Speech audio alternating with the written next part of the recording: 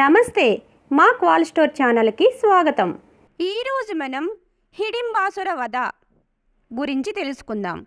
తల్లిని, అన్నను, తమ్ములను మోసుకుంటూ భీముడు ఆ రాత్రి మరునాడు పగలు కీకారణ్యాల గుండా అతివేగంగా నడిచి చాలా దూరం వెళ్ళాడు. నదులు, సెలయేళ్లు, కొండగుట్టలు సునాయాసంగా దాటి ప్రయాణం సాగించాడు. అంతటా పొద్దు కూకింది.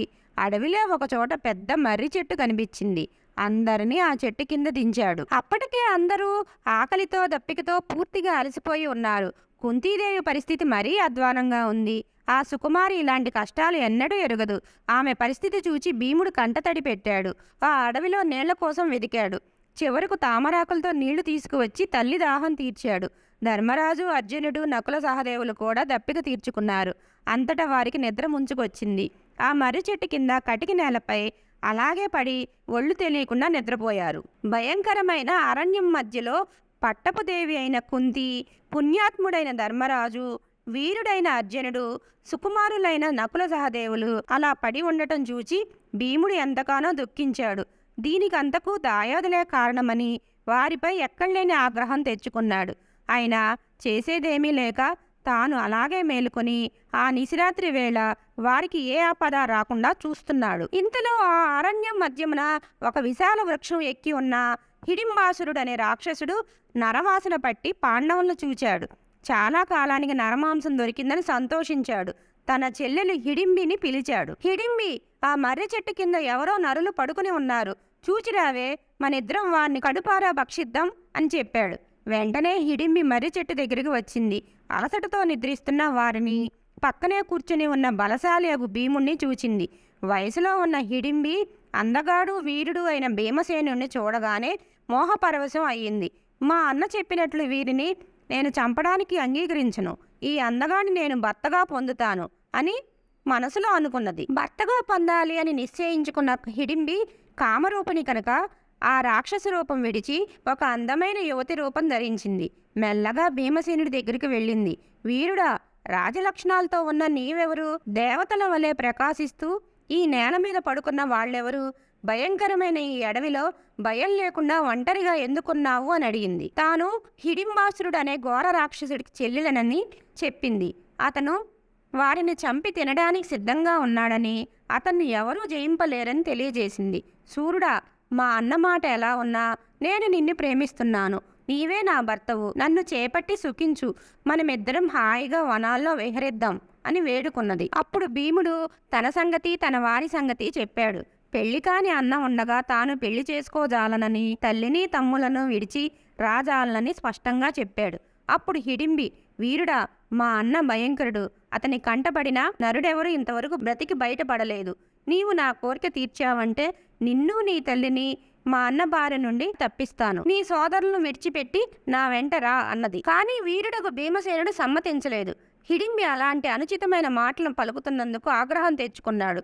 ఓసి, ఇక అనవసరంగా మాట్లాడక వచ్చిన త్రోవ వెళ్ళిపో అని అన్నాడు. తన చెల్లెలు ఎంతసేపటికి తిరిగి రానందున హిడింబాసురుడు చెట్టు దిగి పెద్దగా అరుస్తూ అక్కడికి వచ్చాడు. వాడు నల్లటి కొండలా ఉన్నాడు. ఎర్రటి కళ్ళు, పెద్ద కూరలు కలిగి ఉన్నాడు. అన్న రావటం చూసి హిడింబి భీముడితో, రాకుమారా, అడుగో, మా అన్న రానే వస్తున్నాడు. ఇక మిమ్మల్ని బతకనివ్వడు. ఇప్పుడైనా నేను చెప్పినట్లు చెయ్యి అన్నది. ఇంతలో హిడింబుడు రానే వచ్చాడు. సుందర రూపం ధరించిన చెల్లెల్ని, ఆమెతో మాట్లాడుతున్న భీముణ్ణి చూచి కోపంతో పళ్ళు పటపటా కొరికాడు. ఓసి, నీకు దుర్బుద్ధి పుట్టిందా? మనకు ఆహారమైన ఈ మానవుల్ని ప్రేమించి నీవు అందమైన రూపం ధరించావా? దుర్మార్గురాల, నిన్ను ఇప్పుడే చంపివేస్తాను. తర్వాత నీ ప్రియుని భక్షిస్తాను అని అన్నాడు హిడింబాసురుడు. ఇలా అని హిడింబాసురుడు హిడింబిని చంపడానికి రాగా భీముడు అతన్ని ఎదుర్కొన్నాడు. ఓరి రాక్షసుడా, ఈమె ఆడది, పైగా నీ చెల్లెలు. నిష్కారణంగా అబలను చంపడానికి వస్తున్న నీవు ఒక వీరుడువేనా? చేతనైతే నాతో తలపడు అంటూ తన వాళ్లకు నిద్రాభంగం కలుగుతుందన్న తలంపుతో భీముడు అల్లంత దూరాన హిడింబుడు ఉండగానే ఎదురు వెళ్ళాడు. అంతట భీముడికి హిడింబాసుడికి భయంకరమైన యుద్ధం జరిగింది. పెద్ద పెద్ద చెట్లు పెరికి ఒకరిపై ఒకరు విసురుకున్నారు. బండరాళ్ళు ఎత్తి ఒకరిపై ఒకరు రువ్వుకున్నారు. తర్వాత ఇద్దరూ మల్ల యుద్ధం మొదలుపెట్టారు. వారు అలా పోరాడుతుంటే పెద్ద ధ్వని పుట్టింది. ఆ చప్పుడుకు పాండవులు, కుంతి మేల్కొన్నారు. ఎదురుగా నిలిచి ఉన్న ఆ సుందరాంగి హిడింబిని చూచి, కుంతి, ఎవరమ్మా నీవు? దేవకన్యలా ఉన్నావు. ఒంటరిగా ఈ వనానికి ఎందుకొచ్చావు అని అడిగింది. అప్పుడు హిడింబి సంగతంతా చెప్పింది. తాను హిడింబాసురుడు చెల్లెళ్ళని, భీమసేనుణ్ణి ప్రేమించానని, అతను తన కోరిక తీర్చడానికి ఇష్టపడటం లేదని తెలియజేసింది. భీముడికి తన అన్నకు పోరు జరుగుతుందని చెప్పింది. అది విని ధర్మరాజు వెంటనే తమ్ములను తీసుకుని భీముడు హిడింబుడు యుద్ధం చేస్తున్న చోటికి వెళ్ళాడు. 2 కొండలు ఢీ కొట్టుకుంటున్నట్లు, 2 సింహాలు ఎదుర్కొంటున్నట్లు భయంకరంగా పోరాడుతున్న భీముడు హిడింబాసురులను వారు చూశారు. అప్పటికే తెల్లవారు వచ్చింది. ఇంకా చాలా దూరం ప్రయాణం సాగించవలసి ఉందని, ఆలసించక రాక్షసుని సంహరించమని ధర్మరాజు అర్జునుడు భీముడిని హెచ్చరించారు. అప్పుడు భీముడికి ఉత్సాహం కోపం రెట్టింపు కాగా హిడింబాసురుని గట్టిగా పట్టి కాళ్ళు చేతులు విరిచివేశాడు. మెడపట్టి మెలితిప్పి ఎత్తి భూమి మీద పడవేశాడు. ఆ రాక్షసుడు భయంకరంగా అరుస్తూ నెత్తురు కక్కి ప్రాణాలు విడిచాడు. భీముడు శౌర్య సాహసాలను దేవతలు ఋషులు శ్లాఘించారు. ధర్మరాజు అర్జునుడు నకుల సహదేవులు హిడింబి కూడా ఎంతో సంతోషించారు. అంతటా పాండవులు కుంతి అక్కడి నుంచి బయలుదేరి ప్రయాణం సాగించారు. హిడింబి కూడా వారి వెంట వెళ్ళింది. మాయలాడి రాక్షసి అయిన హిడింబి కనిపెట్టి ఉండి పగ తీర్చుకుంటుందని భీముడికి అనుమానం కలిగింది. ఆమెను చంపివేయడానికి ప్రయత్నించాడు. అయితే హిడింబి ధర్మరాజును కుంతీదేవిని అనేక విధాలా వేడుకున్నది. దాసీలా సేవ చేస్తూ పడి ఉంటానన్నది. కుంతికి ధర్మరాజుకు ఆమెపై దయ కలిగింది. భీమసేనుడిని వారించారు. హిడింబి పాండవులకు ఎన్నో విధాల సేవ చేసింది. అడవిలో ప్రదేశాలన్నీ ఆమెకి తెలుసు. వారికి ఏ ఆపద రాకుండా కనిపెడుతూ పళ్ళు ఫలాలు కోసి తెచ్చి ఇస్తూ ఉపచారాలు చేస్తూ అందరి అభిమానానికి పాత్రులయ్యింది. పాండవులు శాలిహోత్ర సరస్సు వద్ద వసతి ఏర్పరచుకుని కొన్నాళ్లు అక్కడ ఉన్నారు. అప్పుడు వ్యాస మహర్షి వారి వద్దకు వచ్చాడు. కుంతి ధర్మరాజు ఆయనకు మొక్కి కౌరవుల వల్ల తమకు కలిగిన కష్టాలను గురించి చెప్పుకున్నారు. వ్యాసుడు వారిని ఓదార్చాడు. హిడింబిని పెళ్లాడమని భీముడికి చెప్పాడు.